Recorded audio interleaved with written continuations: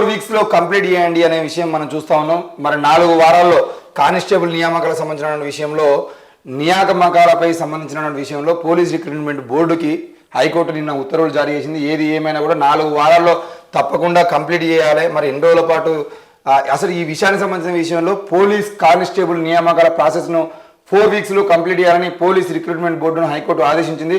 పరీక్షలో 4 ప్రశ్నలపై తలెత్తిన గందరగోళాన్ని పరిష్కరించేందుకు ఓయూకు చెందిన నిపుణులతో కమిటీ ఏర్పాటు చేయాలని సూచించింది.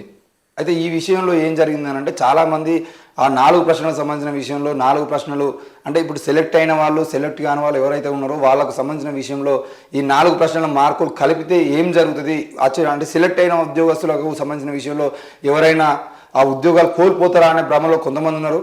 అయితే ఇక్కడ మనం గుర్తుపెట్టుకోవాల్సిందంటే ఈ 4 ప్రశ్నలకు సంబంధించిన మార్కులతో పాటే కాదు, ఇక్కడ జరిగినటువంటి అత్యంత పెద్ద అవినీతి ఏంటంటే ఈడబ్ల్యూఎస్ రిజర్వేషన్లకు సంబంధించిన విషయంలో ఈడబ్ల్యూఎస్ రిజర్వేషన్ను ఉపయోగించి అత్యంత తక్కువ మార్కులు వచ్చిన వాళ్ళు కూడా కానిస్టేబుల్ ఉద్యోగాలను పొందిరు.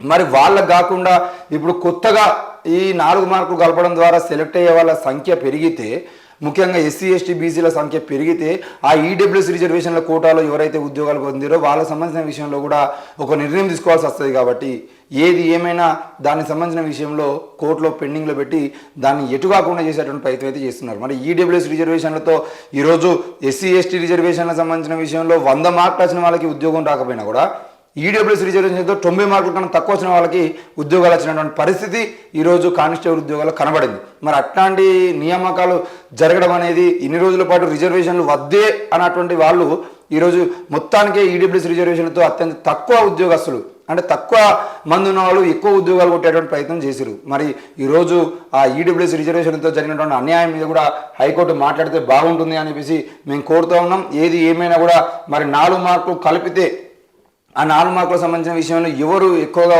ఆ ఉపాధి పొందేటువంటి అవకాశం ఉంటుందని చూసినా కూడా మళ్ళీ ఈడబ్ల్యూఎస్ రిజర్వేషన్కి సంబంధించిన వాళ్ళే ఎక్కువగా ఉద్యోగాలు పొందేటువంటి అవకాశం ఉంటుంది. కాబట్టి మరి అట్లా జరగకుండా మరి ఓయూ వాళ్ళకు చెందినటువంటి ఉస్మాన్ యూనివర్సిటీకి చెందిన నిపుణులతో కమిటీ ఏర్పాటు చేయాలని నిర్ణయించడం, వాళ్ళు కూడా ఆలోచించి దానికి సంబంధించిన విషయంలో ఈడబ్ల్యూఎస్ వాళ్ళకి కాకుండా ముఖ్యంగా ఎస్సీ ఎస్టీ బీసీలకు అన్యాయం జరగకుండా చూడాల్సినటువంటి అవసరం కూడా ఉంది.